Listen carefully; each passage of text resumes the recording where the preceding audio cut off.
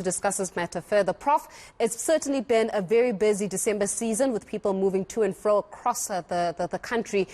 As it is right now, let's take a look at the latest numbers. 11,106 new COVID-19 infections in the past 24 hours. It is about a 22% positivity rate.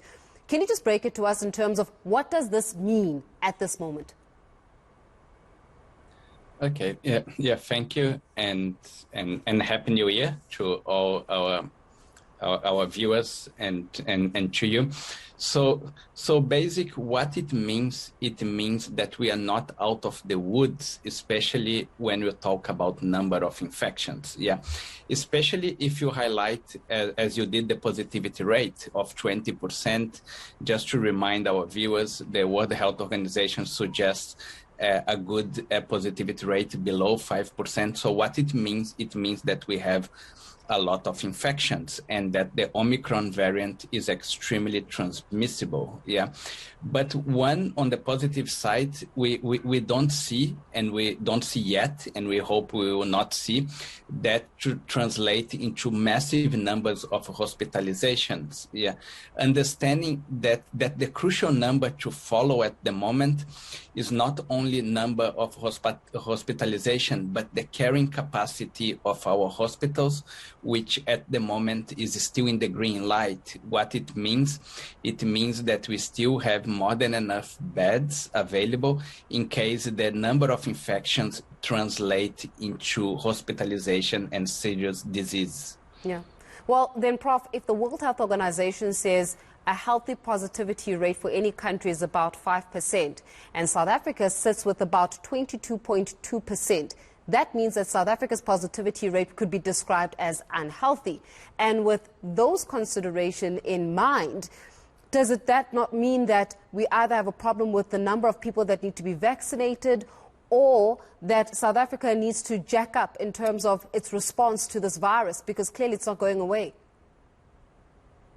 Okay, so the first thing, when you have a high positivity rate, what it means that the number of cases in the community in reality is much higher, and we estimate to be potentially like 10 or 20 times higher. That's the number of people that get infected. In relationship to the vaccination rate, yes, of course, we have to increase that, especially against Omicron. It seems that vaccination, especially people that have been boosted or double jab, they have a very low chance to develop serious disease and hospitalization. And again, as people go back after the holiday season, would it be quite wise to get a booster or be fully vaccinated, because we as a country, we want to go back to normality. And the main thing that's going to help us to get back to normality is to increase our vaccination rate. Yeah. So that's what the numbers are telling us. Yeah. There is a lot of scientific development on the variant itself of Omicron, in addition of the phase of the pandemic, which the variant seemed to infect much higher the upper respiratory tract. This means part of your nose and throat, and less of the lungs, which that's potentially one of the reasons why pneumonia development is not very high. In addition to that, it is the level of previous infection and vaccination. So far, South Africa is sitting in a kind of health parameter. What it means, we have a good number of vaccinated people and good population immunity. But one thing that we learn about these viruses is that we should never play. And more than ever, as the numbers start to stabilize or going down, it is a plea for people that need to be boosted or finish the full vaccination to do, so we can have 2022 close to normality. Yeah. Prof, how significant of a spike are we anticipating now that travelers have gone back home and we're about to resume the order of business once again? Okay, thank you. Again, the most important And numbers that we should be tracked is not only number of infections, but it is really number of people that need to be admitted to the hospitals and the carrying capacity of our hospital. So for example, I just checked the numbers. We have around 8,000 people that has been admitted to hospitals. That's less than half of the peak of the previous waves, and we only have 300 people that are intubated. This means that they need like to be on ICU and breathing with the help of machines, yeah.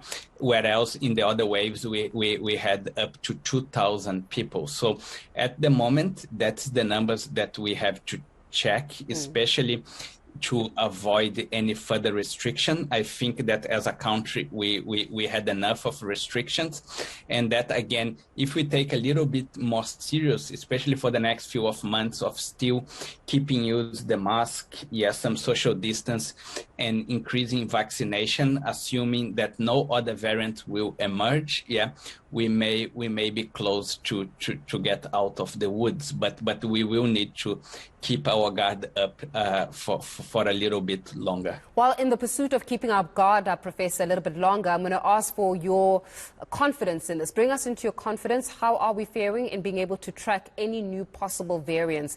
We're seeing reports about them in other countries. In South Africa's context, are we only still contending with the Omicron variant as yet? Or is there something coming up on the horizon? Yes, South Africa is recognized internationally as having one of the best genomic surveillance network in the world. And that's something that as a country, we can be proud of it. And that's because we work in very close collaboration with the National Health Laboratory Service, the NICD, and all our academic institutions. We have fantastic labs across the academic institutions that have been built not for SARS-CoV-2, but for HIV and TB that we use for SARS-CoV-2. So we are quite confident that what we are seeing in the variants, it is basic only the Omicron, and we have a good system, especially an early warning system. Around the world, there was a misrepresentation this week of another variant that emerging in France, but that was proven to be an old variant in October. It was discussed in the World Health Organization. I am part of the World Health Organization Technical Working Group, and that's not a variant of concern. What we know about the Omicron is that now, for example, it's causing over 90% of infections in the United States of America, in the UK and Europe. And that's something that not only myself, but all the other top scientists in South Africa highlight the invalid travel bans that would not only not stop the spread of a more transmissible variant, but would punish unfairly South Africa and could decrease the scientific transparency. So at the moment, we are tracking very carefully the virus. Close to 100% of the virus sequence in South Africa are the Omicron, and that's the same all across the world. Got you. Professor Tulio de Oliveira, we'll leave it there for this afternoon. Thank you very much for your time. Director of the KwaZulu-Natal Research Innovation and Sequencing Platform. And still ahead for you.